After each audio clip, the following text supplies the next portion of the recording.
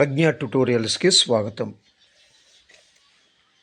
ఈ వీడియోలో మనం డిఎస్సి స్కూల్ అసిస్టెంట్ బయాలజీలో భాగంగా 9th క్లాస్ బయాలజీలోని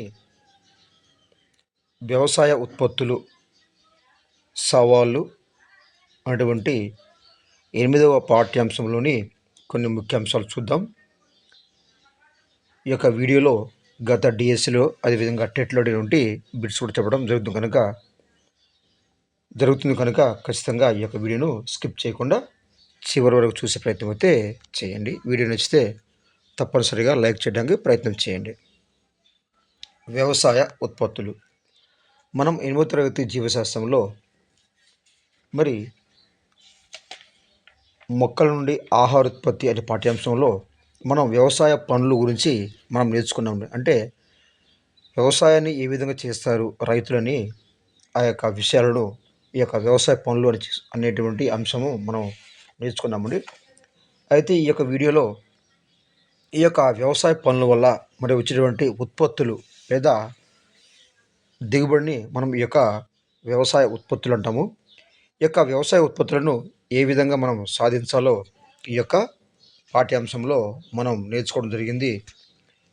గత వీడియోలో మనం అధిక ఆహార ఉత్పత్తి సాధించడం ఎలా, అదేవిధంగా నీటిపారుదల వల్ల ఏ విధంగా మరి ఆహార ఉత్పత్తిని మరి ఏ విధంగా ఉత్పత్తి చేస్తారు, మరి నీటిపారుదల వల్ల మరి ఈ యొక్క పంట దిగుబడి ఏ విధంగా ఉంటుంది, ఈ యొక్క నీటిపారుదల పంటపైన ఏ విధంగా ప్రభావం చూపిస్తుందో మనం ఆ యొక్క మొదటి వీడియోలో నేర్చుకున్నాము.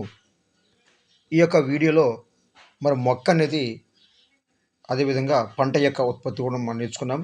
మరి యొక్క వీడియోలో మొక్క మరి యొక్క నేలతో ఏం చేస్తుంది, లేదా మొక్క యొక్క నీటిని ఏ విధంగా ఉపయోగించుకుంటుందో ఈ యొక్క వీడియోలో మనం చూసేటువంటి ప్రయత్నం అయితే చేద్దాం.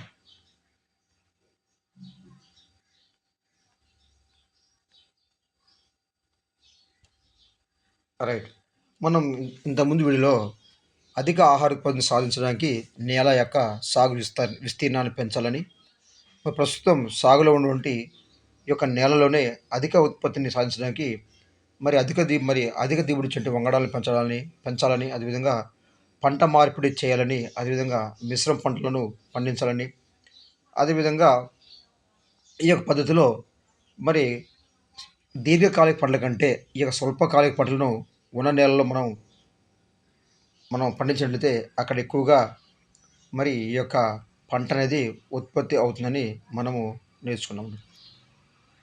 అదేవిధంగా నీటి పారుదల అనేది కూడా ఈ యొక్క పంట దిగుబడిపైన ఏ విధంగా ప్రభావాన్ని చూపిస్తుందో మనము నేర్చుకోవడం అయితే జరిగింది. ఇప్పుడు మొక్క నీళ్ళతో ఏం చేస్తుంది అంటే మొక్క పెరగడానికి నీళ్ళు అనేది అవసరమవుతుంది. మరి ఈ నీటిని ఎలా ఉపయోగించుకుంటుంది అనే విషయాన్ని ఈ యొక్క వీడియోలో చూద్దామండి. ఈ యొక్క మొక్కలు అనేవి వేర్ల సహాయంతో నీటిని శోషించుకుంటాయని మనం 7వ తరగతిలో మనం మొక్కలో పోషక పదార్థాల నుండి పాఠ్యాంశంలో నేర్చుకోవడం అయితే జరిగింది. అయితే మొక్కలు గాలిలోని కార్బన్ డైఆక్సైడ్ను మరియు నీటిని ఉపయోగించుకొని ఈ యొక్క సూర్యరశ్మి సహాయంతో పిండి పదార్థాన్ని తయారు చేసుకుంటాయి.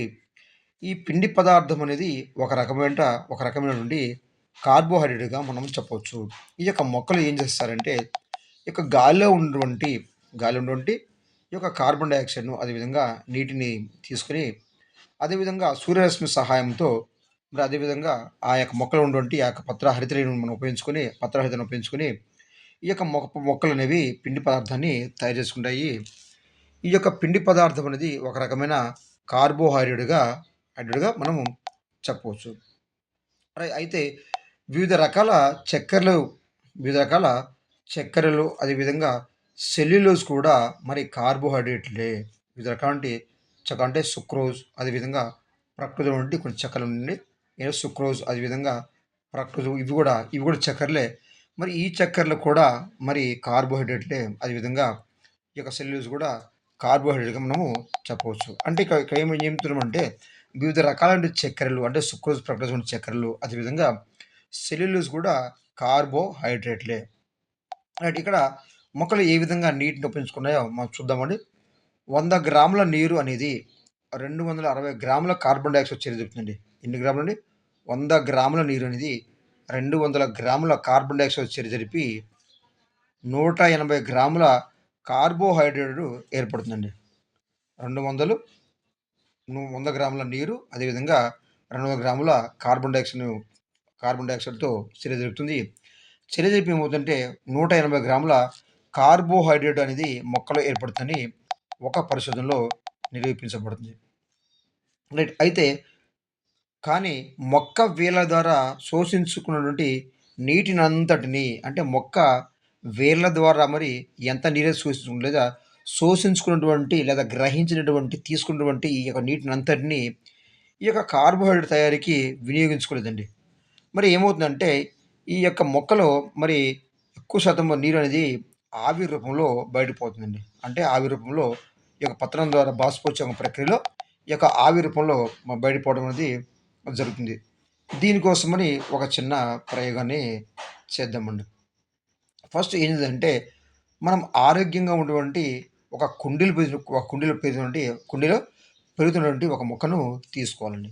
ఒక మొక్కను తీసుకొని ఈ విధంగా మొక్క యొక్క ఒక ఆకుని తీసుకొని ఈ మొక్క యొక్క ఆకుకి మనం ఏంటంటే ఈ విధంగా పాలిథీన్ కవర్‌ని ఉంచేసి ఇక్కడ దారంతో కట్టండి. దారం కట్టేసి ఈ యొక్క మొక్కను మనము సుమారుగా 4-5 గంటల వరకు మనం ఎండలో ఉంచాలి. ఫస్ట్ ఏం చేయాలి? ఒక పాలిథీన్ కవర్‌ని తీసుకోవాలి. తీసుకొని ఏం చేయాలంటే ఆరోగ్యం పెరిగినటువంటి యొక్క మొక్క యొక్క ఆకులను ఈ విధంగా కప్పేసి, ఈ విధంగా దారంతో కట్టేసి ఈ ప్రయోగం మనం ఈ యొక్క దీన్ని ఏమంటారంటే ఈ ప్రయోగం మనం సుమారుగా 4-5 గంటల పాటు ఈ యొక్క ఎండలో ఉంచండి. ఎండలో ఉంచి మనం దాన్ని పరిశీలించాలి. ఏం జరుగుతుందని మనం పరిశీలించాలి. పరిశీలిస్తే ఏమవుతుంది సార్ అంటే, మనం ఎప్పుడైతే మనం పాలిథీన్ సంచిని ఆకులపై కప్పి ఉంచామో, ఎప్పుడైతే మనం కవర్‌ను ఈ విధంగా ఆకులపై కప్పి ఉంచామో, ఈ యొక్క మొక్కనేది మరి నీటి ఆవిరి రూపంలో మరి నీటిని విడుదల చేస్తుందండి. విడుదల చేసింది. ఈ యొక్క ఆ నీరనేది ఆవిరి రూపంలో ఆ యొక్క పాలిథీన్ కవర్ పైన ఈ విధంగా ఉండడం అనేది మనము చూడవచ్చు. ఈ విధంగా మొక్కలు విడుదల చేసేటువంటి నీటిని అంచనా వేసినప్పుడు ఈ విధంగా మొక్కలు విడుదల చేసిన నీటిని అంచనా వేసినప్పుడు మనకు తెలియనిదేంటంటే, ఈ యొక్క మొక్కలనేవి తాము శోషించుకున్న లేదా గ్రహించిన తాము తీసుకున్నటువంటి ఆ యొక్క నీటిలో మరి 1% మాత్రమే కార్బోహైడ్రేట్ తయారీకి వినియోగించుకుంటాయండి. అంటే 100 ఎంఎల్ తీసుకుంటే 1 ఎంఎల్ మాత్రమే ఆ యొక్క కార్బన్ డయాక్సైడ్ తయారీకి ఉపయోగపడుతుంది.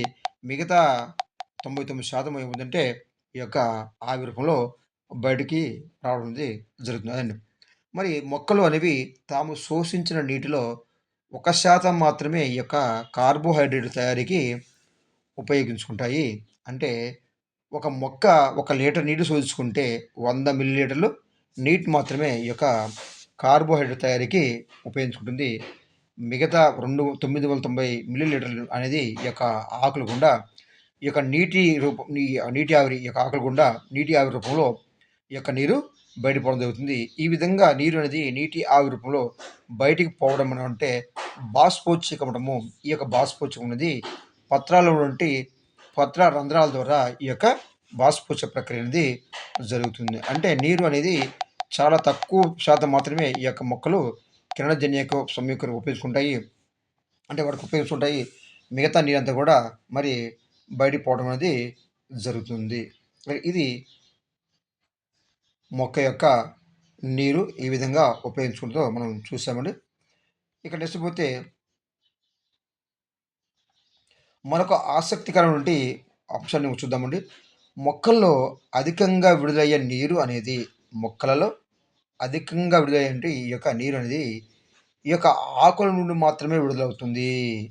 ఇదేనండి ఈ యొక్క ఆకుల నుండి మాత్రమే ఈ యొక్క నీరు అధికంగా బయటికి విడుదలవుతుంది.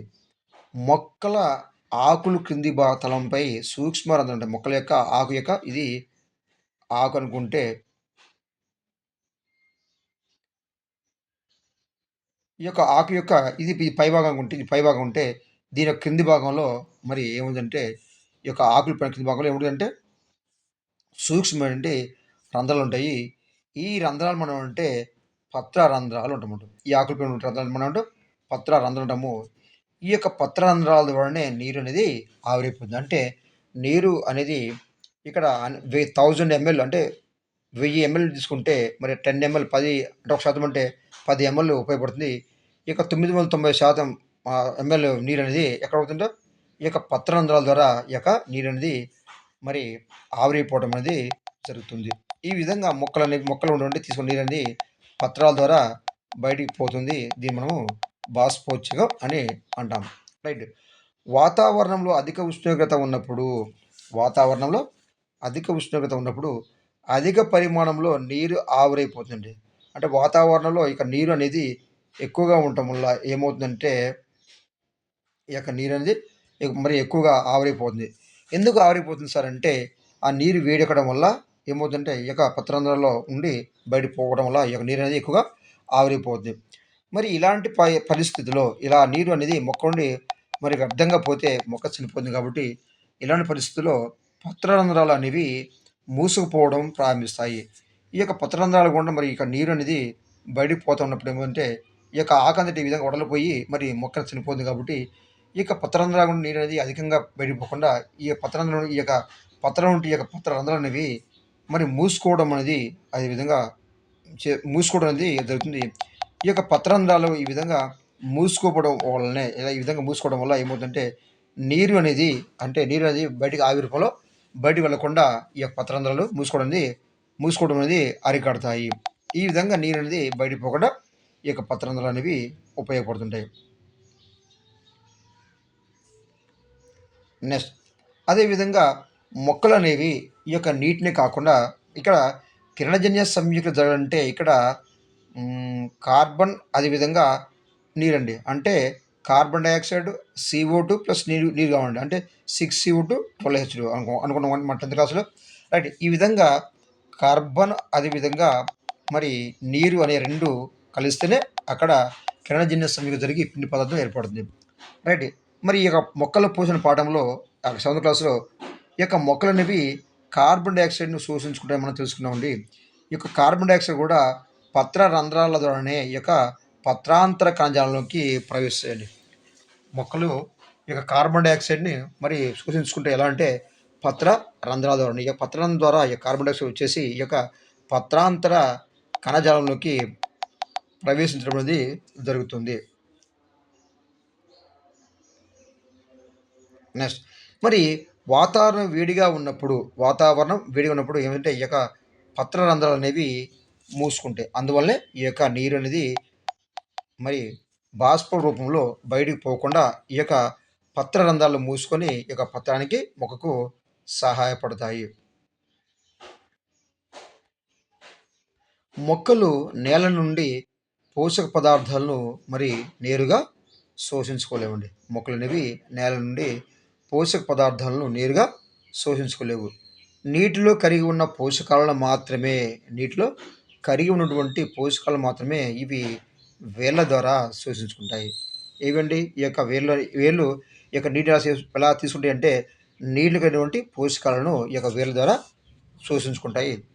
మరి మొక్కల్లో పదార్థాల రవాణా అనేది ప్లాస్మా త్వచం ద్వారా మరి ఏ విధంగా జరుగుతుందో మనం ప్లాస్మా త్వచం అనేటువంటి ఎనిమిదో తరగతి నుండి ఈ యొక్క ప్లాస్మా పొర ద్వారా పదార్థాల కదలిక అనేటువంటి ఈ యొక్క పాఠ్యాంశంలో మన యొక్క ప్లాస్మా పొర గురించి అక్కడ మనం క్లియర్‌గా నేర్చుకున్నామండి. ఈ యొక్క ప్లాస్మా పొర ద్వారా పదార్థాల కదలిక అనేటువంటి ఈ యొక్క పాఠ్యాంశం కూడా మన యొక్క వీడియోలో ఉంది. మన ఛానల్‌లో ఉంది. ఆ యొక్క ఛానల్ కూడా ఒకసారి ఆ ఛానల్ ఉన్నటువంటి ఆ యొక్క వీడియోని కూడా చూసే ప్రయత్నం అయితే చేయండి. ఇక నెక్స్ట్ పోతే నీరు పోషక పదార్థాల రవాణాలో నీరు వెరీ ఇంపార్టెంట్ ప్రశ్న అండి. నీరు అదేవిధంగా పోషక పదార్థాల రవాణాలో పోషక కణజాలాలు మరి ఎలా పనిచేస్తాయో మనకి అక్కడ నేర్చుకున్నామండి. అక్కడ ఈ యొక్క కణజాలాలు అనేటువంటి పాఠ్యాంశం ఇదే 9వ తరగతిలో కణజాలం పాఠ్యాంశంలో ఇక్కడ దారు పోషక కణజాలం ఉంటుందని, ఈ యొక్క దారు పోషక కణజాలం అనేది మరి దారు ఆహారాన్ని మరి సారీ అండి పోషక కణజాలము ఆహారాన్ని, దారు అనేది నీటిని రవాణా చేస్తాయని మనం కణజాలాలు అనేటువంటి పాఠ్యాంశంలో మనము క్లియర్ చూసాము. ఆ వీడియో కూడా మన ఛానల్లో ఉన్నది, అప్లోడ్ చేయడం అయితే జరిగింది.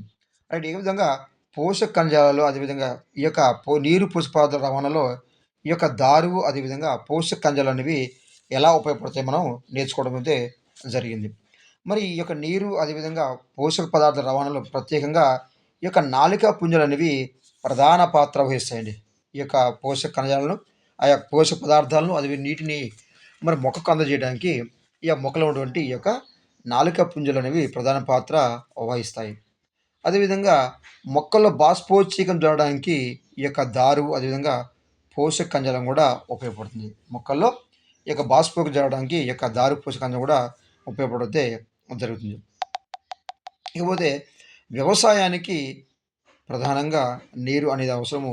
మరి మన పల్లెటూరులో నీరు అనేది ఈ విధంగా పంట పొలాలకు అందిస్తారో మనం చూసే ఉంటాం.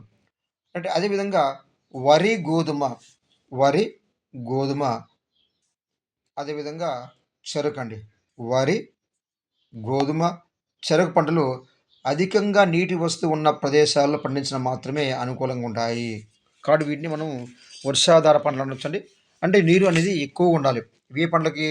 వరి, గోధుమ, చెరకు పంటలు ఎక్కువగా పండాలంటే ఖచ్చితంగా వీటికి అధికమైనటువంటి నీరు ఉంటుంది. అందువల్లనే చాలామంది ఈ యొక్క పల్లె ప్రాంతాల్లో ఈ యొక్క ఇలాంటి పంటలను మనం బోర్ల కింద, అదేవిధంగా బావుల కింద పండిస్తారు. తద్వారా ఈ యొక్క పంటలకి నీరు అనేది ఎక్కువగా అందుతుంది. ఈ యొక్క పంటలు పండటానికైతే ఆస్కారము ఉంటుంది. రైట్. అయితే మన రాష్ట్రంలో చాలామంది రైతులు, మన యొక్క రాష్ట్రంలో చాలామంది రైతులు సరైన నీటి లభ్యత గురించి ఆలోచించకుండానే, సరైన నీటి లభ్యత గురించి ఆలోచించకుండానే మరి వరి, చెరకు వంటి పంటలను సాగు చేస్తున్నారు. ఎందుకంటే ఇందుకు కారణం వీడికి తగిన మద్దతు ధర ఉండడం అండి. మద్దతు ధర అంటే మద్దతు ధర ఉండడం వల్ల, అదేవిధంగా మార్కెటింగ్ సౌకర్యం ఉండడం వల్ల, మరి నీటి సౌకర్యం తక్కువగా ఉన్నా సరే కొంతమంది రైతులు ఈ యొక్క వరి, అదేవిధంగా చెరకు పంటను పండించడం అనేది జరుగుతుంది. దీనికి కారణం ఈ పంటలకు మద్దతు ధర ఉండడం, అదేవిధంగా మార్కెటింగు సౌకర్యము ఉండడమే. అందువల్ల రైతులు నీటిపారుదల కోసము కరెంటు బిల్లులకు, అదేవిధంగా ఎరువులకు, కరెంటు బిల్లులకు, అదేవిధంగా ఎరువులకు, మరి పురుగు మందులకు, నీటిపారుదలకు రైతులు నీటిపారుదల కోసం, కరెంటు బిల్లు కోసం, అదేవిధంగా ఎరువులకు, పురుగు మందుల కోసం అధికంగా పెట్టుబడి పెట్టడం జరుగుతుంది. ఎందుకు సార్ అంటే ఈ యొక్క రైతు పండించిన పంటకి గిట్టుబాటు ధర ఉండడం, అదేవిధంగా మార్కెటింగ్ సౌకర్యాలు ఉండటం వల్ల ఈ యొక్క రైతులు ఏం చేస్తారంటే ఈ పెట్టుబడి అంతా కూడా, మరి ఈ యొక్క రైతు పెట్టుబడి ఈ యొక్క నీటిపారుదల కోసం, అదేవిధంగా కరెంటు బిల్లు కోసం, అదేవిధంగా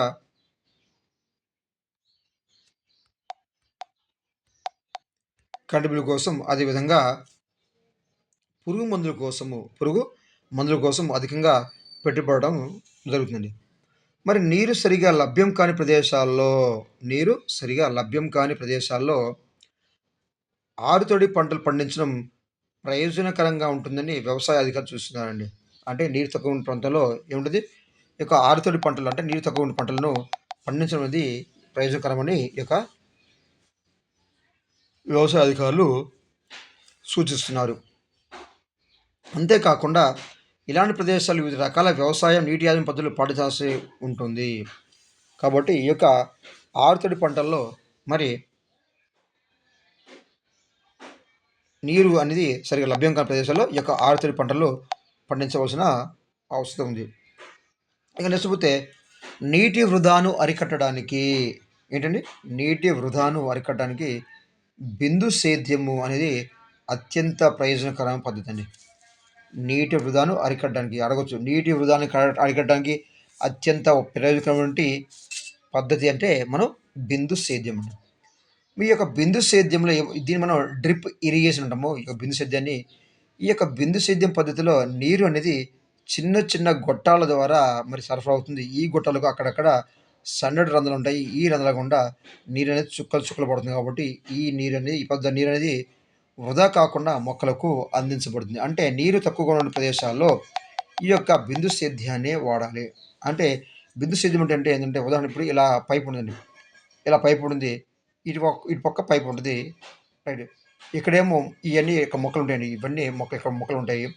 ఇక్కుండి ఇక్కడ చిన్న రంధ్రం చేసి ఈ పైప్‌కి, ఈ పైప్ రంధ్రం కూడా ఈ విధంగా నీరు చుక్కలు చుక్కలు ఇక్కడ రంధ్రం ద్వారా చుక్కలు చుక్కలు ఈ విధంగా రంధ్రంలో చుక్కలు ఇక్కడ రంధ్రం ద్వారా చుక్కలు చుక్కలు నీరు పడుతుంది. ఈ విధంగా చేసిన ఈ యొక్క సేద్యం మనం అంటే బిందు సేద్యం అంటాము. ఈ యొక్క బిందు సేద్యం ద్వారా ఏమవుతుందంటే మరి నీరు అనేది వృధా కాకుండా మొక్కలకి అందజేయడం అనేది జరుగుతుంది.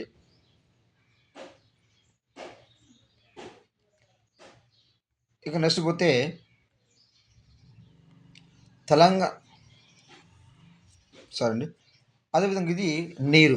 అంటే మొక్కల యొక్క పంట యొక్క దిగుబడి రావాలంటే ఖచ్చితంగా మనకి ఏం అవసరం అండి? నీరు అనేది అవసరం. అంటే వ్యవసాయ ఉత్పత్తులు పెంచాలంటే లేదా అధిక దిగుబడిని పెంచాలంటే నీరు అనేది ప్రధానమైనటువంటి అంశంగా ఇది నీటి గురించి. ఇక నెక్స్ట్ పోతే మొక్కకు అవసరమైనటువంటి పోషక పదార్థాలు. ఈ యొక్క పోషక పదార్థాలు కూడా మొక్కకు అందించడం వల్ల అధిక దిగుబడిను మనం సాధించవచ్చు. మరి ఈ విధంగా పోషకాలు మనం అందించడం వల్ల అధిక దిగుబడిని ఏ విధంగా సాధించవచ్చో చూద్దామండి. మొక్కకు అవసరమైనటువంటి వివిధ రకాల పోషక పదార్థాలు చూద్దాం. అవి ఏంటంటే మనకు వివిధ రకాల పోషకాలు ఏ విధంగా అవసరమవుతాయో మొక్కలకు కూడా వివిధ రకాల పోషక పదార్థాలు అవసరం. మనకు ఏ విధంగా పోషక పదార్థాలు కావాలో అదేవిధంగా మొక్కలు కూడా పెరగడానికి లేదా అధిక దిగుబడిని ఇవ్వడానికి ఈ యొక్క మొక్కలు కూడా పోషక పదార్థాలు అనేవి చాలా అవసరం. రైట్. గాలిలోని కార్బన్ డయాక్సైడ్ను గాలిలోని కార్బన్ డయాక్సైడ్ను అదేవిధంగా నేల నుండి నీటిని తీసుకొని సూర్యకాంతి సమక్షంలో ఈ కార్బోహైడ్రేట్‌ని తయారు చేసుకుంటాయని మాకు తెలిసింది. మరి ఈ మొక్కలు అనేవి కార్బోహైడ్రేట్ తయారు చేసుకునేవి ఎలా అంటే గాలి నుండి కార్బన్ డయాక్సైడ్ అదేవిధంగా నేల నుండి ఈ యొక్క నీటి తీసుకొని ఈ యొక్క సూర్యరశ్మి సమక్షంలో మరి మొక్క యొక్క పత్రంలోని పత్రహరితం సహాయంతో ఈ యొక్క కార్బోహైడ్రేట్స్‌ను తయారు చేసుకుంటాయండి. దీన్ని మనం ఏమంటాము? కిరణజన్య సంయోగక్రియ. ఈ విధంగా మొక్కలనేవి మరి తమకు అవసరమైనటువంటి మరి ఈ యొక్క ఆహారం నుండి ఈ యొక్క కార్బోహైడ్రేట్‌లను తయారు చేసుకుంటాయి. ఈ యొక్క మొక్కలనేవి నీటితో పాటుగా వివిధ రకాల ఖనిజ లవణాలను నేల నుండి పీల్చుకుంటాయండి. మొక్కలు ఏం చేస్తాయంటే నీరు అవసరము. ఈ యొక్క మొక్కలు అనేవి నీటితో పాటుగా వివిధ రకాల ఖనిజ లవణాలను మరి ఎక్కడ నుండి ఈ యొక్క నేల నుండి పీల్చుకుంటాయి. మరి మొక్కలకు ఏం అవసరం సార్ అంటే నత్రజని, అదే భాస్వరం, పొటాషియం. అంటే మొక్కలకు నత్రజని, భాస్వరం, అది పొటాషియం వంటి లవణాలు అధిక పరిమాణంలో అవసరము. అందులో వీటిని ఏమంటే స్థూల పోషకాలు, మ్యాక్రో న్యూట్రియంట్స్ అంటాము. ఈ యొక్క స్థూల పోషకాలు అనేవి ఏంటంటామండి? నత్రజని, భాస్వరం, పొటాషియం. ఎన్‌పీకే నత్రజని, భాస్వరం అదేవిధంగా పొటాషియం అండి. ఈ విధంగా ఈ 3 మూలకాలు మనం ఏమంటే మరి స్థూల పోషకాలు అంటాం. ఎందుకు అంటాం సార్ అంటే ఇక మొక్కలు ఎదగడానికి మొక్కలకి ఇక నత్రజని, భాస్వరం అదేవిధంగా పొటాషియం అనేవి ఎక్కువగా అవసరం అవుతుంది కాబట్టి వీటిని మనం స్థూల పోషకాలు అంటాం.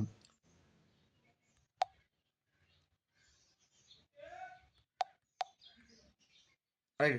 మరి కొన్ని పోషక పదార్థాలు మరి చాలా తక్కువ పరిమాణంలో మొక్కలకు అవసరమండి. మరి కొన్ని పోషక పదార్థాలు మొక్కలకు చాలా తక్కువ మరి అవసరం కాబట్టి వీటిని అంటే సూక్ష్మ పోషకాలు అంటాం. అంటే కొన్ని మూలకాలు అనేవి లేదా కొన్ని పోషకాలు అనేవి మొక్కకు ఎక్కువగా అవసరమైతే దాన్ని మనము స్థూల పోషకాలు అంటాము. దాని ఉదాహరణ నత్రజని, భాస్వరం, పొటాషియం. అదేవిధంగా కొన్ని పోషక పదార్థాలు అనేవి చాలా తక్కువ పరిమాణంలో ఈ యొక్క మొక్కకు అవసరమైతే దాన్ని మనం సూక్ష్మ పోషకాలు. ఈ విధంగా స్థూల పోషకాలు, సూక్ష్మ పోషకాలు అనేవి మొక్కకి ఉపయోగపడతాయి. మరి స్థూల పోషకాలకి ఉదాహరణ నత్రజని, భాస్వరం, పొటాషియం. మరి సూక్ష్మ పోషకాల ఉదాహరణ ఏంటి సార్ అంటే ఇనుము, iron, manganese, boron, zinc, copper, molybdenum అదేవిధంగా క్లోరిన్ వంటి మొదలైనటువంటి వీటన్నిటిని మనం ఏమంటామంటే సూక్ష్మ పోషకాలుగా మనం చెప్పవచ్చు. మనం అడగచ్చు స్థూల పోషకాలకు ఉదాహరణ నత్రజని, భాస్వరం, పొటాషియం. అదేవిధంగా సూక్ష్మ పోషకాలకు ఉదాహరణ ఇనుము, manganese, boron, zinc, copper, molybdenum అదేవిధంగా క్లోరిన్ వంటివి సూక్ష్మ పోషకాలకి ఉదాహరణగా చెప్పచ్చు. ఇవి మొక్కకు అవసరమైనటువంటి పోషకాలు. రైట్. మరి మొక్కలు ఈ లవణాలన్నిటిని ఏ లవణాలు ఈ యొక్క సూక్ష్మ పోషకాలు అదేవిధంగా స్థూల పోషకాలు ఈ యొక్క లవణాలను అన్నిటినీ నేల నుండే తీసుకుంటాయి. మొక్కలన్నీ ఈ యొక్క లవణాలను ఎక్కడ తీసుకుంటారంటే నేల నుండే తీసుకుంటాయి. వివిధ రకాల పంటలు నేల నుండి నత్రజని, భాస్వరం మరియు పొటాషియం వంటి పోషకాలు ఏ విధంగా శోషించుకుంటాయో మనకి కింద పట్టికలో ఇవ్వడం అనేది జరిగింది. రైట్. ఈ విధంగా సూక్ష్మ పోషకాలు, అదేవిధంగా స్థూల పోషకాల వల్ల ఇక పంట యొక్క దిగుబడి అనేది పెరగడం అయితే జరుగుతుంది. ఇక నెక్స్ట్ పోతే మొక్కలు నేలలో ఉన్న పోషక పదార్థాలను శోషించుకుంటాయండి. అంటే మొక్కలనేవి నేలలో నుండి ఈ యొక్క పోషక పదార్థాలను శోషించుకుంటాయి. అదేవిధంగా వివిధ మార్గాల ద్వారా ఈ యొక్క పోషక పదార్థాలు అనేవి నేలకు అందుతుంటాయి. అంటే నేలలో ఉన్న పోషక పదార్థాలు మరి మొక్క అందిస్తే మరి నేలలో పోషక తక్కువది కాబట్టి అట్లనే అదేవిధంగా వివిధ మార్గాల ద్వారా ఈ యొక్క పోషక పదార్థాలు మళ్ళా నేలలోకి అందుతుంటాయి. ఈ విధంగా నేలను మొక్క నుండి మళ్ళీ నేల కోసం ఆ విధంగా మొక్క ఉపయోగించుకుంటా ఉంటే ఈ యొక్క నేలలో ఇంకా వేరే మార్గం ద్వారా ఈ యొక్క పోషకాలు అనేవి నేలకు అందటం అయితే జరుగుతుంది. ఇది ప్రకృతిలో ఒక నిరంతరంగా జరిగే చర్య. ఈ చర్య ఏంది? మొక్కల పోషకాలను ఉపయోగించుకోవడం, అదేవిధంగా నేలకు కూడా పోషకాలు అందడం అనేది ఈ చర్య అనేది ప్రకృతిలో ఒక నిరంతర జరిగే చర్యగా చెప్పవచ్చండి. మరి చనిపోయిన లేదా కుళ్ళిపోయిన జంతు వృక్ష భాగాలు, చనిపోయిన లేదా కుళ్ళిపోయినటువంటి కుళ్ళిపోయినటువంటి జంతు వృక్ష భాగాలు అనేవి ఈ యొక్క నేలలో కలిసిపోయి నేలకు పోషకాలు అందిస్తాయండి. నేలలో కలిసిపోయినంటే నేలకు పోషకాలు అందజేస్తాయి. ఈ చర్యలు అనేవి నెమ్మదిగా దిగుతాయి. కానీ వ్యాపార పరంగా ఉపయోగకరంగా ఉండడానికి వేగంగా జరిగే చర్యలు అవసరం. కాబట్టి ఈ యొక్క పంట మార్పిడి అనే విధానం ద్వారా అదేవిధంగా నేలలోకి సహజ ఎరువులు, అదేవిధంగా రసాయనిక ఎరువులు వేయడం అనేది మొదలగు అంశాల ద్వారా ఈ యొక్క నేల యొక్క సారం అనేది పెరుగుతుంది. ఎందుకంటే వ్యాపారం త్వరగా జరగాలి కాబట్టి మరి పంట అనేది ఆ నేల మరి ఆరోగ్యంగా ఉన్నప్పుడే పంట వేయాలి కాబట్టి అలా కాకుండా మరి ఎప్పటికప్పటికి ఈ యొక్క పంట మార్పిడి విధానం, అదేవిధంగా నేలలోకి ఈ యొక్క సహజ ఎరువులను, అదేవిధంగా రాసాయనిక ఎరువులను ఈ యొక్క నేలకు వేయడం వల్ల ఆ యొక్క నేల మీద సారం పెరుగుతుంది. ఈ సారం వల్ల ఈ యొక్క పంటలు అనేవి ఎక్కువగా పండడం అనేది జరుగుతుంది. ఇది పోషకాలు. ఇక నెక్స్ట్ పోతే పంట మార్పిడి. ఈ యొక్క పంట మార్పిడి పద్ధతి వల్ల కూడా ఈ యొక్క అధిక దిగుబడిను మనము సాధించవచ్చు. అంటే రైతులు అధిక దిగుబడిను సాధించడానికి ఉపయోగించే మరొక పద్ధతి అంటే పంట మార్పిడి. ఈ యొక్క పంట మార్పిడి పద్ధతి వల్ల ఏమంటే రైతులకి అధిక దిగుబడి అనేది రావడం అనేది జరుగుతుంది. అది ఎలానో చూద్దాం. పంట మార్పిడి. సాధారణంగా రైతులు పొలంలో ఒకే రకమైన పంట మాత్రమే పండించరు. అంటే ఏ రైతులైనా సరే ఈ యొక్క ఒకే రకమైన పంటను ఈ యొక్క రైతులు పొలంలో పండించరు. వేరు కాలాల్లో వేరు పంటలు పండిస్తారు. ఈ యొక్క రైతులు అంటే వేరు కాలాల్లో వేరు పంటలు పండిస్తారు. ఆహార ధాన్యాలు పండించినప్పుడు నేల నుండి అధిక పరిమాణంలో పోషక పదార్థాలు గ్రహిస్తాయి. ఈ యొక్క ఆహార పంటలు అనేవి లేదా ఆహార ధాన్యాలను మనం పండించినప్పుడు ఎక్కువ మొత్తంలో లేదా అధిక మొత్తంలో ఈ యొక్క నేల నుండి పోషక పదార్థాలు అనేవి గ్రహించడం అనేది జరుగుతుంది. మరి నేల నుండి పోషక పదార్థాలు పోతే మరలా పంట వేసినప్పుడు మరలా పంట పండదు కదా. అందుకని ఏం చేస్తుంటే ఈ రైతులు లెగ్యూమినస్ పంటలు మరి ఈ యొక్క నేలలో పండిస్తారు. ఏ పంటలు అంటే లెగ్యూమినస్ చెందినటువంటి పంటలు పండిస్తారు. ఇవి ఏం చేస్తాయంటే ఇవి నేల నుండి పోషక పదార్థాలు తీసుకున్నప్పటికీ కొన్ని పోషక పదార్థాలు తిరిగి నేలలోకి విడుదల చేస్తాయి. ఈ యొక్క లెగ్యూమినస్ పంటలు ఎందుకు పండిస్తారు రైతు అంటే ఈ లెగ్యూమినస్ పంటలు అనేవి నేలను కొన్ని పోషక పదార్థాలు తీసుకుంటాయి.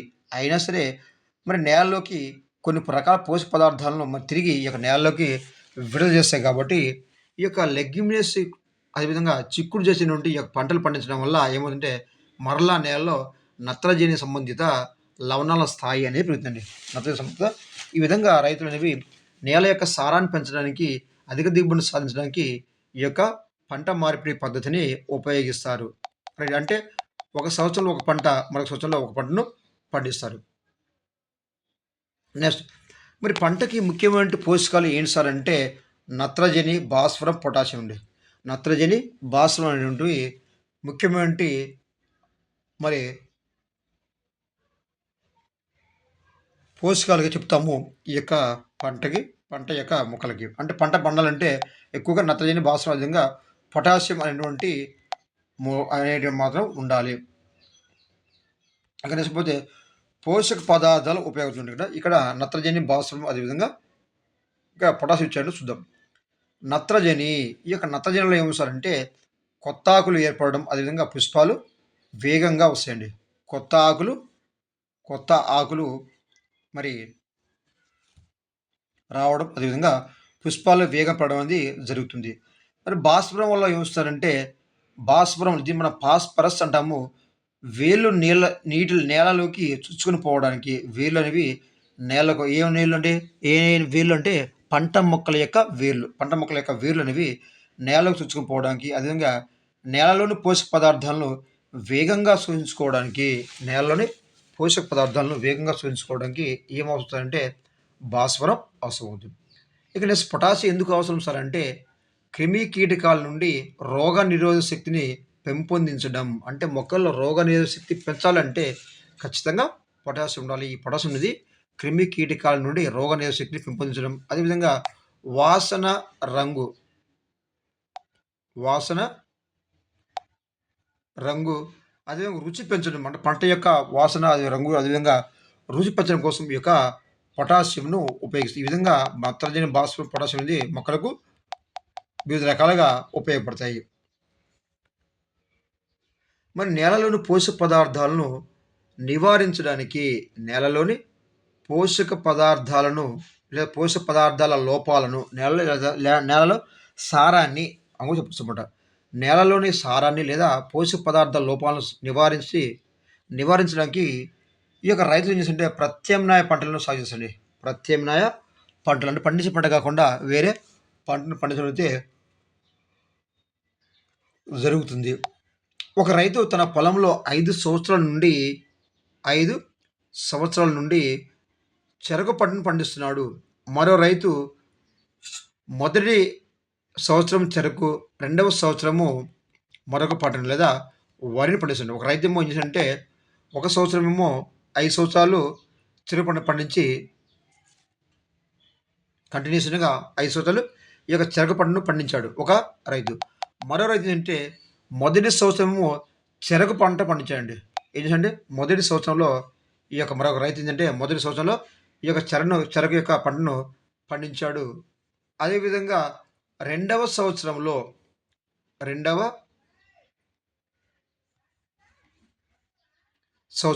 మరి ఏం చేశాడంటే సోయా చిక్కుడు ఏంటంటే సోయా చిక్కుడు అదేవిధంగా మూడో సంవత్సరంలో తిరిగి చెరకు పండించాడండి.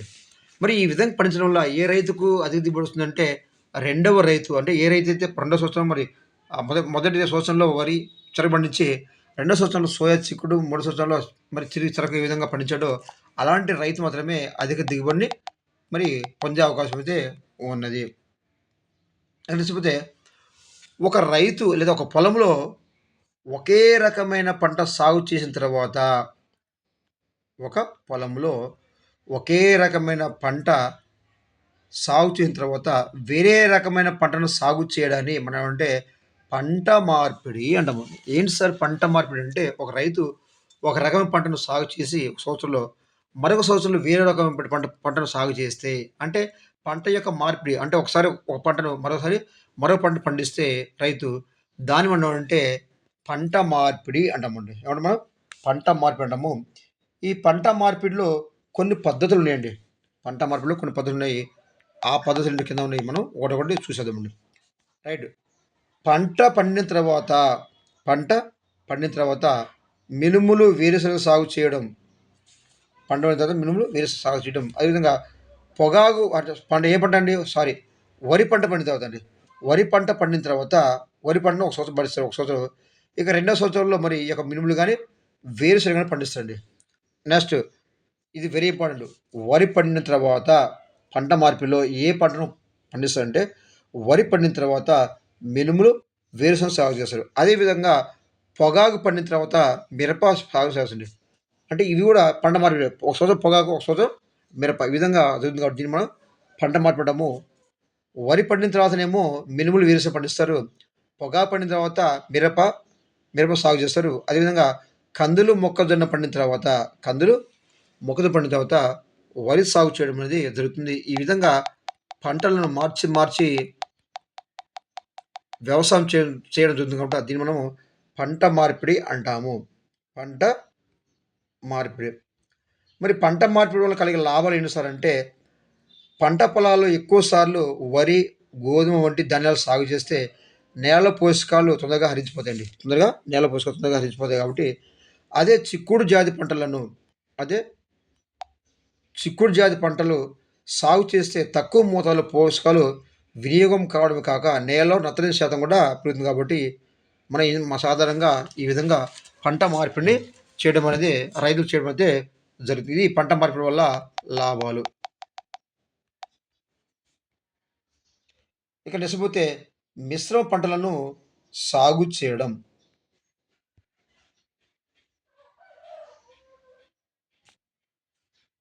మిశ్రమ పంటలను సాగు చేయడం.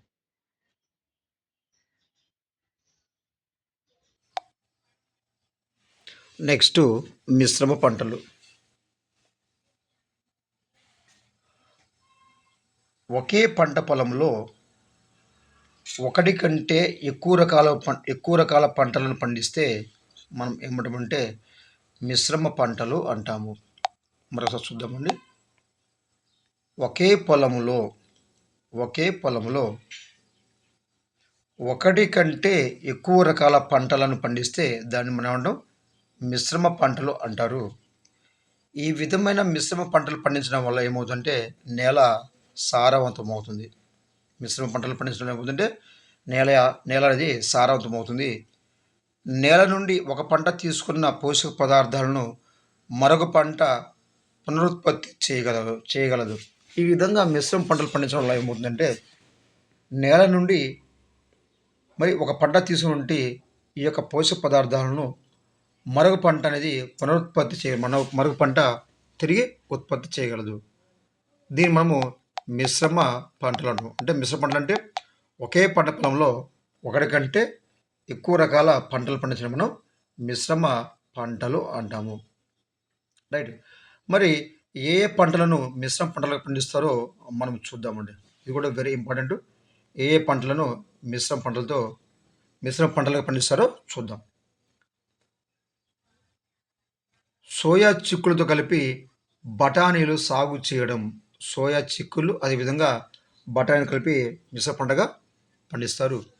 అదేవిధంగా బఠానీతో పెసలు పండిస్తారు. ఇది కూడా మిశ్రమ పంటగా చెప్పవచ్చు. నెక్స్ట్ మొక్కజొన్నతో మినుములు, అదేవిధంగా వేరుశనగతో పొద్దుతిరుగుడు పువ్వులు, అదేవిధంగా వేరుశనగతో కందులు అనేవి పండిస్తారండి. ఈ యొక్క మిశ్రమ పంటలు ఏంటంటే సోయా చిక్కులతో కలిపి ఈ యొక్క బఠానీలు సాగు చేయడం, అదేవిధంగా బఠానీలతో కలిపి పెసలు సాగు చేయడం, మొక్కజొన్నతో కలిపి మినుములను సాగు చేయడం, అదేవిధంగా వేరుశనగతో మరి ప్రొద్దుతిరుగుడు కలిపి పంట పండించడం, అదేవిధంగా వేరుశనగతో ఈ యొక్క కందులను కూడా పండించడం అనేది ఈ యొక్క మిశ్రమ పంటలో చేసినటువంటి కొన్ని రకాల పంటలు. అదేవిధంగా జొన్నలతో కలిపి ఈ యొక్క బఠానీతో కలిపి ఈ యొక్క మిశ్రమ పంటలుగా పండిస్తారు. కారణం అంటే ఈ యొక్క మిశ్రమ పంటల వల్ల ఏమవుతాయంటే ఒక మొక్క ఉపయోగించిన పోషక పదార్థాలను వేరొక మొక్క మరి ఈ యొక్క ఆ యొక్క పోషక పదార్థాలను తిరిగి నేలలో మరి విడుదల చేయడం అనేది జరుగుతుంది. నెక్స్ట్ సాధారణంగా పప్పు ధాన్యాలను అదేవిధంగా గింజ ధాన్యాలను కలిపి మిశ్రమ పంటగా పండిస్తారు.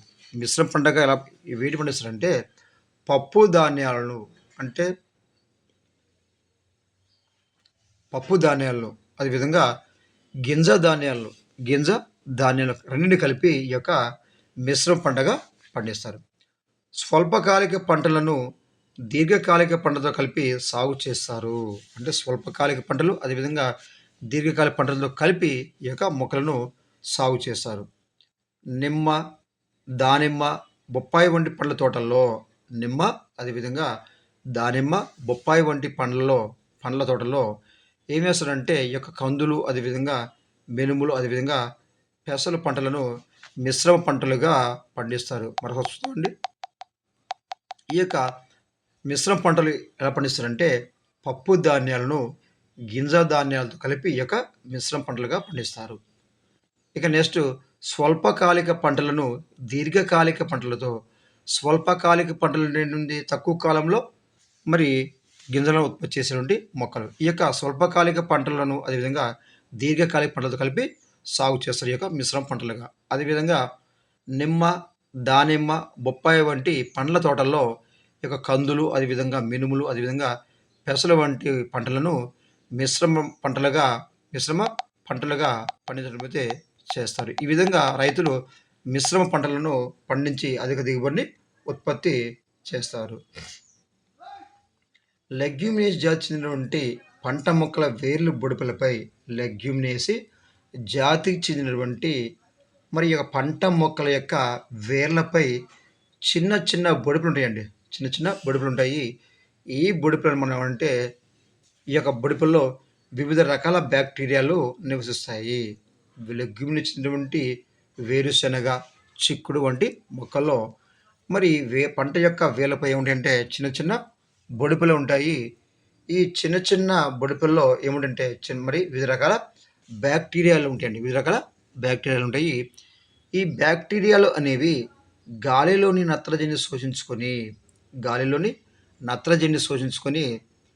మొక్కలకు ఉపయోగపడేటువంటి నైట్రైట్స్ రూపంలోకి మార్చుకుంటాయి. అంటే లెగ్యూమినేసి జాతికి చెందినటువంటి వేర్ల పంట మొక్కల పైన ఆ యొక్క వేర్ల పైన చిన్న చిన్న బొడుపులు ఉంటాయి. ఈ బొడుపులు వివిధ రకాల బ్యాక్టీరియాలు నివసిస్తాయి. ఈ యొక్క బ్యాక్టీరియాలు ఏం చేస్తాయి సార్ అంటే గాలిలో నత్రజనిని శోషించుకొని మొక్కలకు ఉపయోగపడేటువంటి నైట్రైట్స్ అంటే ఈ మొక్కలు డైరెక్ట్గా నైట్రోజన్ తీసుకోండి, వేడి తీసుకుంటే నైట్రైట్స్ తీసుకుంటాం. ఈ యొక్క నైట్రేట్స్ని మరి ఉపయోగపడేటువంటి ఈ యొక్క నైట్రేట్స్ రూపంలోకి మార్చుకుంటాయి. రైట్. జీవ భౌగోళిక రసాయన వలయాలు అనే పాఠంలో ఈ యొక్క నత్రజని స్థాపన గురించి మరింత వివరంగా నెక్స్ట్ టాపిక్లో దీనిలో ఉంది. ఇదే పాఠ్యాంశం ఇదే పాఠ్యపుస్తకంలో మనం జీవ భౌగోళిక రసాయన వలయాల్లో ఈ యొక్క నత్రజని స్థాపన గురించి మనం పూర్తిగా తెలుసుకునేటువంటి అవకాశం అయితే ఉంటుంది. అక్కడ మనం తెలుసుకోవచ్చు. నెక్స్ట్ చిక్కుడు జాతి మొక్కల్లో వేర్ల బుడిపలు. చిక్కుడు జాతి మొక్కల్లో ఉండండి వేర్ల బుడిపలు చూద్దాం. వేరు బుడిపల్లోని ఈ బ్యాక్టీరియాలు కొంచెం నత్రజని ఉపయోగించుకొని మిగతా నత్రజని మొక్కలకు అందిస్తుంది. పంట కోతలు అయిపోయిన తర్వాత వేర్లు నేలలో అలాగే ఉండిపోతాయి. ఈ విధంగా నేలలోకి నత్రజని తిరిగి చేరుతుంది. చూడండి, ఇక వేర్ల బుడిపల్లో మనం ఈ యొక్క సూక్ష్మజీవులు అనేవి మరి కొంచెం మాత్రమే ఈ యొక్క నత్రజని ఉపయోగించుంటాయి. మిగతా నత్రజని అంతా కూడా మొక్కల యొక్క పెరుగుదలకు అందిస్తుంది. మరి ఈ యొక్క పంట కోతలు అయిపోయిన తర్వాత మరి ఈ యొక్క వేర్లు అనేవి ఈ యొక్క నేలలో అలాగనే ఉంచుతారండి. ఏది చిక్కుడు జాతి మొక్కలు అలాగనే వేర్లని నేలలో ఉంచడం వల్ల ఆ యొక్క వేర్లో ఉన్నటువంటి ఈ యొక్క నత్రజని అంతా కూడా ఈ యొక్క తిరిగి ఈ యొక్క నేలలోకి చేరడం అయితే జరుగుతుంది. ఈ విధంగా వేరు బుడిపల్లో ఉన్నటువంటి ఈ యొక్క సూక్ష్మజీవులు అనేవి ఈ యొక్క నత్రజని స్థాపనలో ఈ యొక్క నేలకు ఉపయోగపడతాయి. కొన్ని రకాల ప్రయోగాల ద్వారా తెలిసింది ఏమిటంటే లెగ్యూమినేసి జాతి పంటను సాగు చేసినప్పుడు లెగ్యూమినేస్ జాతి సంబంధించినటువంటి ఈ యొక్క చిక్కుడు జాతి లేదా ఈ విధంగా లెగ్యూమినేస్ జాతి ఈ యొక్క మొక్కలను మనం సాగు చేసినప్పుడు ఏమిటంటే హెక్టార్కు 50 నుండి 150 కిలోగ్రాముల హెక్టార్కు ఈ యొక్క లెగ్యూమినేసి జాతి నుండి ఈ యొక్క పంట మొక్కలను మనం సాగు చేసినప్పుడు ఏముందంటే హెక్టార్కు 50 నుండి 150 కిలోగ్రాముల ఈ యొక్క నత్రజని అనేది నేలలోకి తిరిగి పునరుద్ధరించబడుతుంది. ఈ లెగ్యూమినేసి పంట తర్వాత వేసే ఈ యొక్క పంట మొక్కలకు ఈ యొక్క నత్రజని అనేది ఉపయోగపడుతుంది. అంటే 150 గ్రాముల అంటే 50 నుండి 150 ఈ యొక్క ఏదంటే సుమారు ఒకసారి ఈ యొక్క 50 నుండి ఒక హెక్టార్కు 50 నుండి 150 కిలోగ్రాముల నత్రజని అనేది తిరిగి ఈ యొక్క లెగ్యూమినేసి చెందిన మొక్కలు అనేవి నేలలోకి మరి విడుదల చేస్తాయి. మరి ఈ నేలలో పునరుద్ధరించబడుతుంది. ఈ విధంగా లెగ్యూమినేసి పంట వేసిన తర్వాత మరొక వేరే పంట వేసినప్పుడు ఈ యొక్క నేలలో ఉన్నటువంటి ఈ యొక్క 50 నుండి 150 కిలోగ్రాముల నత్రజని అనేది మరలా ఇతర మొక్కలకు ఉపయోగపడుతుంది. అంటే లెగ్యూమినేస్ వేసిన తర్వాత ఏ పంటనైతే వేస్తామో ఆ పంటకి ఈ యొక్క నత్రజని అయితే ఉపయోగపడుతుంది. ఈ విధంగా మొక్కల్లో నత్రజని అనేది అంటే నేలలో నత్రజని అనేది స్థాపన జరుగుతుంది. ప్రస్తుతము ఇలా ఉపయోగపడే బ్యాక్టీరియాను వర్ధన యానకంలో పెంచి అభివృద్ధి చేస్తున్నారు. ప్రస్తుతం ఇలా ఉపయోగపడే బ్యాక్టీరియాను వర్ధన యానకంలో పెంచి అభివృద్ధి చేస్తున్నారు. ఎలా ఉపయోగ బ్యాక్టీరియాలు ఏ మొక్కల వేర్ల బుడపుల్లో మరి ఈ విధంగా నత్రజని ఉంటుంది. ఈ యొక్క నైట్రోజన్ ఉంటుంది. ఈ నత్రజని అనేది కొంచెం మొక్క ఉపయోగించుకుంటే కొంచెము ఈ యొక్క నేలలోకి కలుపుతుంది కాబట్టి ఈ విధంగా నేలలోకి కలిపేటువంటి ఈ యొక్క నత్రజనిని ఈ విధంగా నేలలో కలిపినటువంటి ఆ యొక్క బ్యాక్టీరియాలను ప్రస్తుతము ఈ యొక్క ఈ యొక్క బ్యాక్టీరియాని వర్ధన యానకంలో పెంచి అభివృద్ధి చేయడం అనేది జరుగుతుంది. దీన్ని ఏం చేస్తారంటే విత్తనాల్లో కలుపుతారు. దీన్ని ఈ యొక్క బ్యాక్టీరియాను విత్తనాల్లో కలుపుతారు. విత్తనాలు నేలలో నాటినప్పుడు మొక్క మొలకెత్తిన తర్వాత వీటి వేర్లపై బొడుపులు అనేవి ఏర్పడతాయి, అధికంగా పెరుగుతాయంట. అంటే ఏమవుతుందంటే ఈ యొక్క విత్తనాలు కలపడం వల్ల విత్తనాలు నేల నాటినప్పుడు ఈ మొక్క మొలకెత్తిన తర్వాత వీటి వేర్లపై వీటి యొక్క బ్యాక్టీరియా వర్ధనం చేసినటువంటి ఆ యొక్క కొన్ని మొక్కల వేర్లపై ఈ యొక్క బొడుపులు అనేవి అధికంగా పెరుగుతాయి. మరి వీటితో పాటుగా వివిధ రకాలైనటువంటి నీలి ఆకుపచ్చ శైవలాలు కూడా నీలి ఆకుపచ్చ మనం బ్లూ గ్రీన్ ఆల్గే అంటాము. వీటితో పాటు కూడా ఈ యొక్క బ్యాక్టీరియాలతో పాటు మరి నీలి ఆకుపచ్చ శైవలాలు కూడా నేలలోకి నత్రజనిని విడుదల చేస్తాయండి. మరి నీలి ఆకుపచ్చ శైవలాలు కూడా వర్ధన యానకంలో పెంచి ఈ యొక్క రైతులు ఏంటంటే రైతులకు అందుబాటులో చేస్తున్నారు. దీన్ని వరి పొలంలో ఉపయోగిస్తున్నారు. ఈ విధంగా నత్రజని స్థాపించే బ్యాక్టీరియాను అదేవిధంగా మరి నత్రజనిని విడుదల చేసినటువంటి ఈ యొక్క నీలి ఆకుపచ్చ శైవలాలు కూడా మరి వీటిని వర్ధన యానకంలో పెంచి ఈ యొక్క రైతులకు అందిస్తున్నారు. వీటిని రైతులు ఈ యొక్క వరి పొలంలో ఉపయోగించడం వల్ల అధిక దిగుబడి అనేది వస్తుంది. ఈ విధంగా పప్పు దినుసులు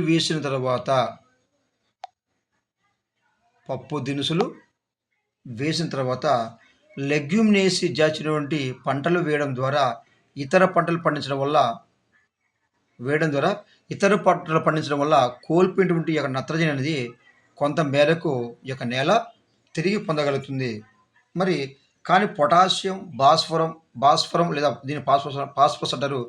మరియు ఇతర పోషకాలు మాత్రం తిరిగి నేలలోకి పునరుత్పత్తి కాలేవు. కేవలము ఈ యొక్క బ్యాక్టీరియాలు అదేవిధంగా నీలి ఆకుపచ్చ శైలి వల్ల కేవలం నత్రజని మాత్రం నేలలో పునరుద్ధరించబడుతుంది. కానీ ఈ యొక్క పొటాషియం అదేవిధంగా భాస్వరం లేదా పాస్పరస్ అనేది అదేవిధంగా ఇతర పోషకాలు అనేవి తిరిగి నేలలోకి పునరుత్పత్తి కాలేవు.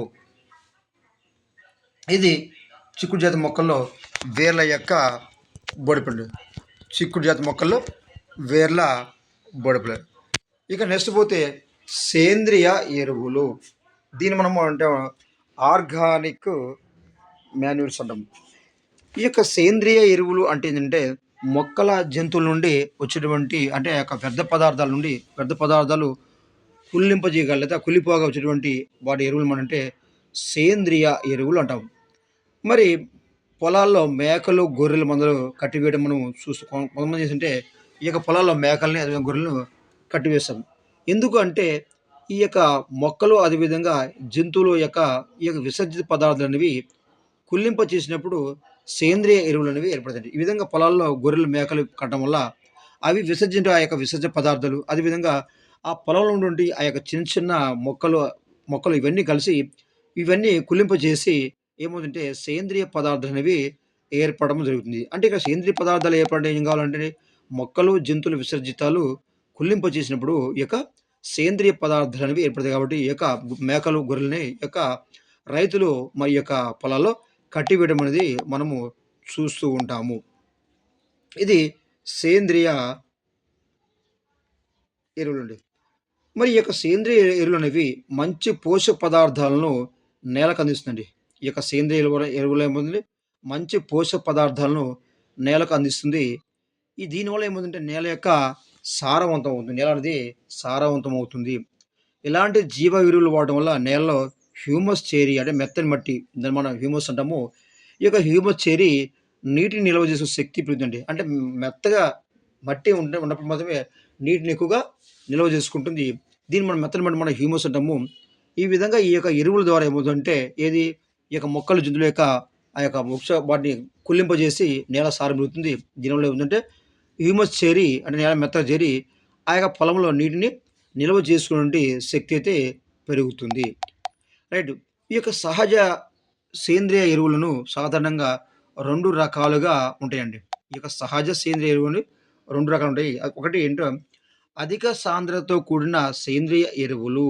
అధిక సాంద్రతతో కూడిన సేంద్రియ ఎరువులు 2 స్థూల సేంద్రియ ఎరువులండి. రైట్. వేరుశెనగ, నువ్వులు, ఆముదాలు, కొబ్బరి, అదేవిధంగా వేప, జట్రోప వంటి విత్తనాల పొడి అధిక సాంద్రత గల సేంద్రియ ఎరువులకు ఉదాహరణ. వెరీ ఇంపార్టెంట్ అండి. అధిక సాంద్రత గల సేంద్రియ ఎరువులకు ఉదాహరణ అంటే వేరుశనగ, నువ్వులు, ఆముదము, కొబ్బరి, వేప, అదేవిధంగా జట్రోపా వంటి విత్తనాల పొడి అనేవి ఈ యొక్క విత్తనాల పొడి అనేవి అధిక సాంద్రత గల ఎరువులకు ఉదాహరణ అండి. వీటిని పశుగ్రాసంగా మరియు కూలదానంగా కూడా ఉపయోగిస్తారు.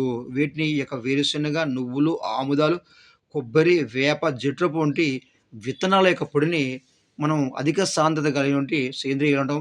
వీటిని పశుగ్రాసంగా అదేవిధంగా కోళ్ళకు దానంగా ఉపయోగిస్తారు. ఇది సహజ ఎరువులలో మొదటి రకమైనటువంటి అధిక సాంద్రతతో కూడిన ఎరువులకు ఉదాహరణ. అధిక సాంద్రత కలిగిన ఎరువులకు ఉదాహరణ.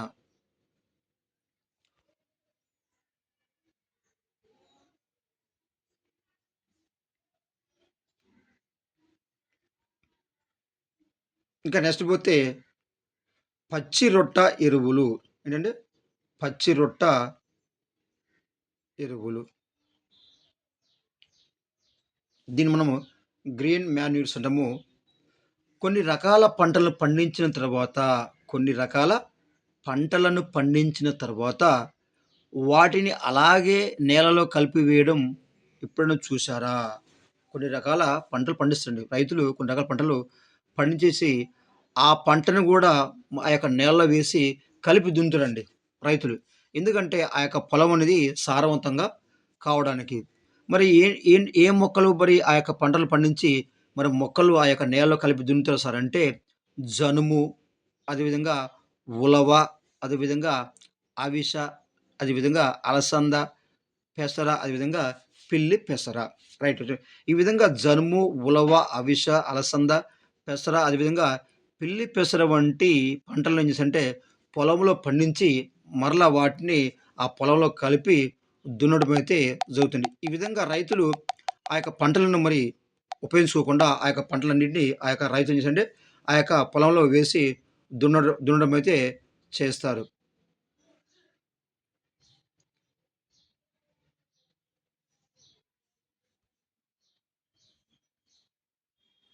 రైట్. ఈ విధంగా పొలం కలిపి దున్నేసి ఏం చేస్తారంటే తర్వాత మరి వాడికి నీరు పెడతాండి. ఈ విధంగా పెసర, అలసంద వీటన్నిటిని కలిపి ఆ యొక్క నేల వేసేసి ఆ యొక్క నేలకు నీరు పెడతారు. అప్పుడు ఏమవుతుందంటే ఈ యొక్క మొక్కలు కుళ్ళిపోయి మంచి ఎరువుగా తయారవుతాయండి. ఈ యొక్క మొక్కలనేవి కుళ్ళిపోయి మంచి ఎరువుగా తయారవుతాయి. మరి ఇలా పచ్చి మొక్కల ద్వారా నేలకు పోషక పదార్థాలు అందించే ప్రక్రియను లేకపోతే అందించే వాటిని మనం అంటే పచ్చి రొట్ట ఎరువులు అంటాము. ఈ విధంగా ఆ పిల్లి పెసర, అలసంద మొక్కలన్నింటిని మనం ఏం చేస్తామంటే ఆ యొక్క మొక్కలు కలిపి దున్ని వాటికి నీరు పెట్టి మరి చేస్తారు కాబట్టి ఈ ఈ విధానమైన ప్రక్రియ ద్వారా ఏమవుతుందంటే మొక్కలకు ఏమవుతుందంటే ఈ యొక్క మొక్కలనేవి మంచి ఎరువుగా కుళ్ళిపోయే ఎరువుగా తయారవుతాయి. ఇలా ఈ యొక్క పచ్చి మొక్కలను ఈ విధంగా ఈ యొక్క పచ్చి మొక్కలను ఏంటిది అలసంద, అదేవిధంగా పెసర, ఆహ్, జనుము, ఉలవ, అవిస, అలసంద, పెసర అదేవిధంగా ఈ యొక్క పిల్లి పెసర వీటన్నిటిని కలిపి దున్నడం వల్ల ఈ యొక్క పచ్చి మొక్కల వల్ల ఏమైందంటే అధికంగా మరి ఈ యొక్క పోషకాలనేవి నేలకు అందుతాయి కాబట్టి ఇలాంటి వాటిని మనం ఏమంటామంటే పచ్చి రొట్ట ఎరువులు అంటాము. వీటిని మనం పచ్చి రొట్ట ఎరువులు అంటాము. రైట్. ఇక్కడ అధిక సాంద్రత కలిగినటువంటి ఎరువులు చూసామండి. ఏంటివి? వేరుశెనగ, నువ్వులు, ఆముదాలు, కొబ్బరి నూనె, ఆ కొబ్బరి అదేవిధంగా వేప అటువంటి జట్రోప వీటిని మనం అధిక సాంద్రత గల ఎరువులు అంటాము. వీటిని మరి సేంద్రియ ఎరువులు ఇవి కూడా సేంద్రియ అధిక సాంద్రత ఎరువులకు ఉదాహరణ. ఇవి పశుగ్రాసంగా అదేవిధంగా కోళ్ళకు దానాగా ఉపయోగిస్తారు. ఇది అధిక సాంద్రత కలిగినటువంటి ఎరువులు. ఇంకా అదేవిధంగా జంతు సంబంధ విసర్జక పదార్థాలు అనేవి జంతు సంబంధ విసర్జక పదార్థాలు, అదేవిధంగా కుళ్ళిన పదార్థాలు, చెత్త వంటివి స్థూల జీవ ఎరువులకు ఉదాహరణ. ఈ యొక్క జంతు సంబంధ పదార్థాలు, అదేవిధంగా కుళ్ళిన పదార్థాలు, అదేవిధంగా చెత్త వంటివి స్థూల జీవ ఎరువులకు ఉదాహరణ. ఈ స్థూల సేంద్రియ ఎరువుల కంటే అధిక సాంద్రత ఎరువుల్లోనే పోషక పదార్థాలు ఎక్కువ ఉంటాయండి. ఈ యొక్క జంతు సంబంధ విసర్జ పదార్థాలు, అదేవిధంగా కుళ్ళిన పదార్థాలు, చెత్త వంటివి కుళ్ళిపోవడం వల్ల వచ్చేటువంటి ఈ యొక్క జీవ ఎరువులు, వీటిని మనం స్థూల జీవులు అంటాము. ఈ స్థూల జీవ ఎరువులలో ఉన్నటువంటి పోషకాల కంటే మరి అధిక సాంద్రత గల ఎరువుల్లోనే ఈ యొక్క పోషకాలు అనేవి ఎక్కువ ఉంటాయి. అధిక సాంద్రత గల పోషకాలు అనేవి ఎక్కువ ఉంటాయి. దీనిలో ఈ యొక్క ఆముదాలు, కొబ్బరి నూనె, వేప, నువ్వులు ఉన్నాయి కండి. వీటిలో ఈ యొక్క పోషకాలు అనేవి ఎక్కువగా ఉంటాయండి. పొలాల్లో ఉండిపోయిన మొక్కల వ్యర్థాలైనటువంటి కాండం, వేర్లు, ఆవు పేడ, మూత్రం మొదలగు వాటిని మనం సాధారణంగా సేంద్రియ ఎరువులు అంటాం. సేంద్రియ ఎరువులు అంటే ఏం సార్ అంటే పొలంలో పొలాన్ని కోసిన తర్వాత కొన్ని మొక్కలు, చిన్న చిన్న మొక్కలు పొలంలో ఉంటాయండి. ఈ యొక్క మొక్కలు అదేవిధంగా కాండం యొక్క వేర్లు, ఆవు పేడ, మూత్రం ఇవన్నీ కుళ్ళిపోయి మరి ఒక పదార్థంగా ఏర్పడుతుంది. దీన్ని మనం ఏమంటే సేంద్రియ ఎరువులు అంటాము. ఈ విధంగా సేంద్రియులు అంటాము. ఈ యొక్క ఎరువులు అనేవి 2 రకాలు. ఒకటి అంటే అధిక సాంద్రత కలిగినవి, రెండోది అంటే ఈ యొక్క స్థూల సేంద్రియ. అధిక సాంద్రత ఏంటిది? వేరుశెనగ, నువ్వులు, ఆముదం, కొబ్బరి, వేప, జట్టు వంటి విత్తనాల నుండి వస్తాయండి. ఇవి పశుగ్రాసంగా ఉపయోగిస్తారు, కోళ్ళదానంగా ఉపయోగిస్తారు. మరి స్థూల సేంద్రియాలు అంటే ఏంది? జంతు సంబంధిత పదార్థాలు కుళ్ళిపోవడం వల్ల వచ్చేటువంటి వాటిని స్థూల సేంద్రియ ఎరువులు అంటాము. ఇక స్థూల సేంద్రియ ఎరువులు అనేవి మరి ఇక అధిక సాంద్రత ఎరువుల కంటే కూడా వీటిలో పోషకాలు తక్కువ ఉంటాయి. మరి పోషకాలు ఎక్కువ ఉంటాయి అంటే అధిక సాంద్రత కూడినటువంటి ఈ యొక్క సేంద్రియ ఎరువుల్లో ఈ విధంగా పోషకాలు అనేవి ఎక్కువగా ఉండడం జరుగుతుంది. ఇది సహజ ఎరువులు ఉన్నటువంటి అధిక సాంద్రత కూడిన ఎరువులు, అదేవిధంగా స్థూల సేంద్రియ ఎరువులకు ఉదాహరణలు. అదేవిధంగా పచ్చి రొట్ట. పచ్చి రొట్ట అంటే పచ్చిగా ఉన్న మొక్కల్నే మనం నేలలో వేసేసి నీరు పెట్టి దున్నేస్తాం. దీన్ని మనం పచ్చి రొట్టె అంటాము. ఈ యొక్క పచ్చి రొట్టెలో ఏం ఉపయోగిస్తామంటే జనుము, ఉలవ, అవిస, అలసంద, పెసర, అదేవిధంగా పిల్లి పెసర, వీటిని మనం అంటే స్వల్పకాలిక పంటలు. వీటిని మనం స్వల్పకాలిక పంటము. ఈ యొక్క స్వల్పకాలిక పంటలు అంటే వీటన్నిటిని నేలలో కలిపి దున్ని వాడికి నీరు అందించడం వల్ల ఎక్కువగా ఈ యొక్క పోషకాలు అనేవి అందుతాయి. ఈ విధంగా ఇలా పచ్చి మొక్కల ద్వారా నేలకు పోషకాలను అందించినటువంటి దీన్ని మనం అంటే అందించిన వాటిని పచ్చి రొట్ట ఎరువులు అంటాము. ఇక నెక్స్ట్ పోతే రైతులు పచ్చి రొట్ట కోసం పంటను పండించడానికి సమయం లేకపోతే ఆకులను ఎరువుగా వాడుకోవచ్చు. ఈ యొక్క రైతులు పచ్చి రొట్ట కోసం అంటే ఏంటవి? ఈ యొక్క పెసలు, అదే జనుము ఇవి ఉన్నాయి కదా! వాటన్నిటిని మరి ఆ రైతులు చేయడానికి సమయం లేకపోతే ఏమంటే ఈ యొక్క పచ్చి రొట్ట ఎరువు కోసం ఈ యొక్క రైతులు ఈ యొక్క ఆకుపచ్చని ఆకులను వాడుకోవచ్చు.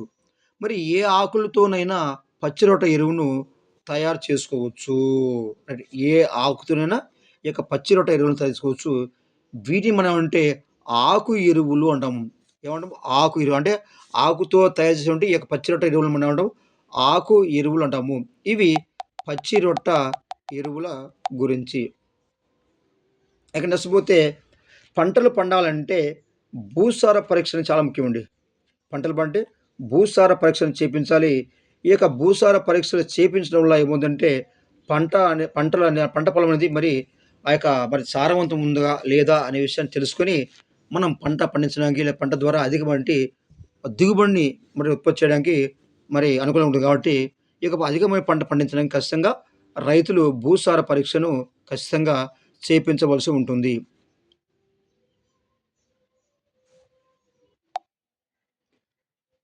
నెక్స్ట్ వీడియోలో ఈ యొక్క భూసార పరీక్ష మిగతా పాఠ్యాంశాన్ని చూద్దామండి. చూస్తూనే ఉండండి ప్రజ్ఞ ట్యుటోరియల్స్.